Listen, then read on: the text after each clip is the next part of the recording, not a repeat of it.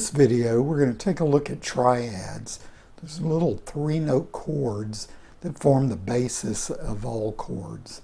Jim Ferris here, sharing my love of fingerstyle guitar and helping you grow as a player.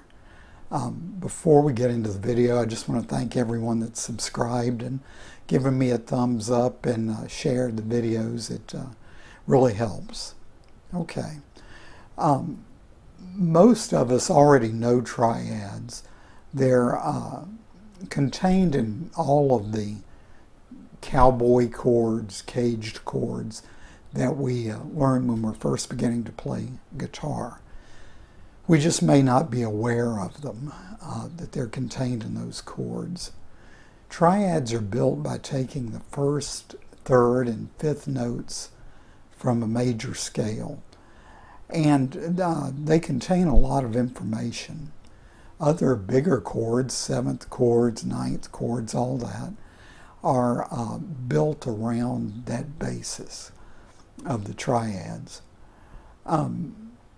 They can impart a whole lot of emotion and difference in sounds just by moving one finger. If you take let's say a C triad like this. Here's the C, that's the root, an E, that's the third, and the G, the fifth. That is kind of a happy sounding little chord, major.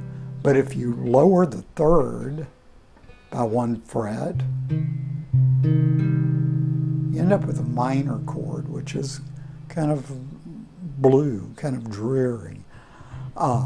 If you take that minor chord and lower the fifth in it, it becomes a diminished chord, which is very dire sounding. Oh, something bad's going to happen, right?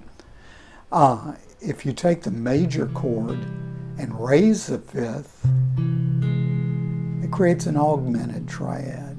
And I always think the augmented chords or sharp five chords sound real hopeful. It's like we're right on the verge of something happening, something good happening. So there's a lot of sound can be created with these three little notes and by raising them a note, a fret, or lowering it a fret. Okay, so I think it's really worth your while to learn them. The best way to learn them, I think, is by taking the major triad for starters, concentrating on that, and moving it around on different string sets so you learn where those sounds are all over the fingerboard.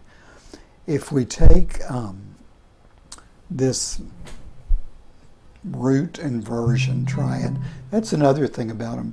You can take these three notes and rearrange the order of them, and it's still a triad, three-note chord,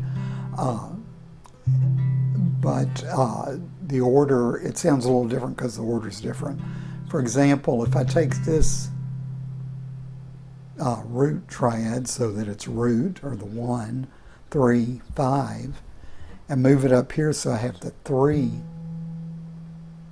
or E is the lowest pitched, then I've got the 5 next lowest, and our root is actually the highest pitched.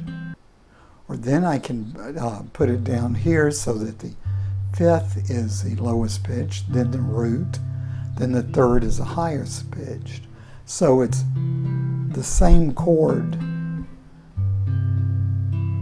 You can hear it's the same chord, it just sounds a little different because of the rearrangement of the notes. Okay, but I would suggest for starters to get these under your fingers that you start with the root inversion, or 1, 3, 5, and you move it to different string sets, and do that for all the notes. So if I take the C triad on strings 6, 5, and 4 and put it on strings 5, 4, and 3, I can then lower that 5 frets, 1, 2, 3, 4, 5, and I get the same sound. I can take that and put it over one more string set onto strings 4, 3, and 2, and move that up 7 frets, 1, 2, 3, 4, 5, 6, 7, and I get a C. Now the thing you got to remember is anytime you're transferring chords over like this, when you get to the second string, you have to raise it 1 fret higher because of the way the guitar is tuned. So this, if I took this same shape and move it up here, that's actually got a flat 5 in it. So you need to move that up 1 fret higher. Now if I take this string set over and lower it 5 frets, 1, 2, 3, 4, 5,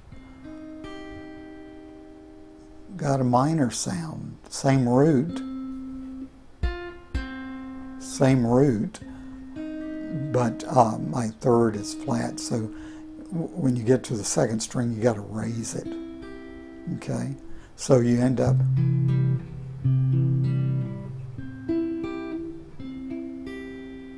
okay. I hope that makes sense to you.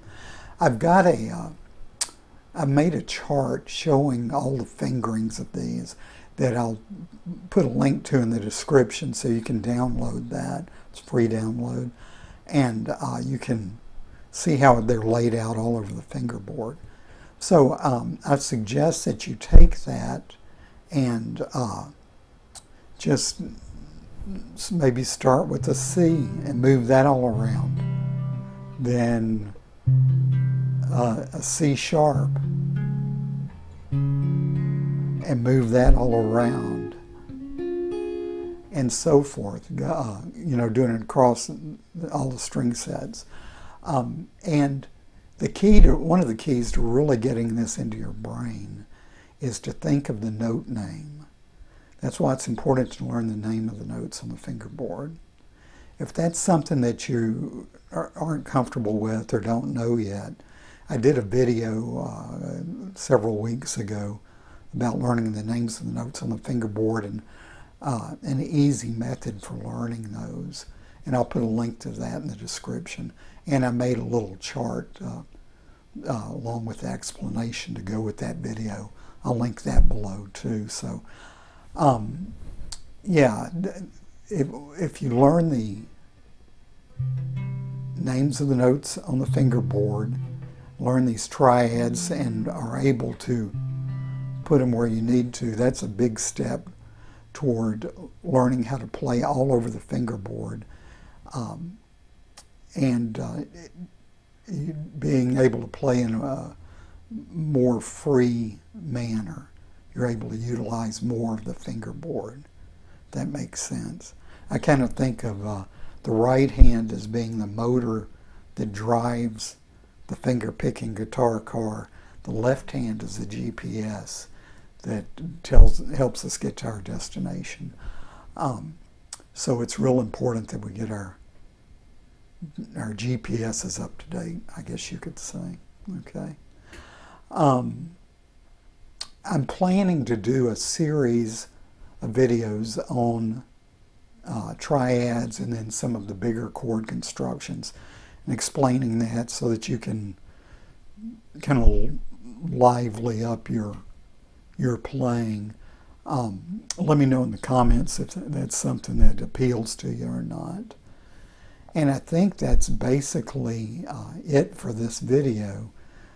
Thanks for sticking with it.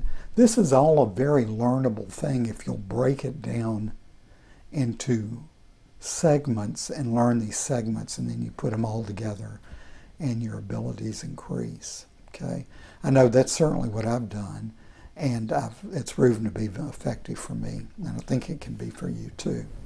So that's it. Thanks for hanging out with me. Remember to grab your downloads down in the description, and like and sub and all that good stuff if this adds value to your life. And I'll see you next time.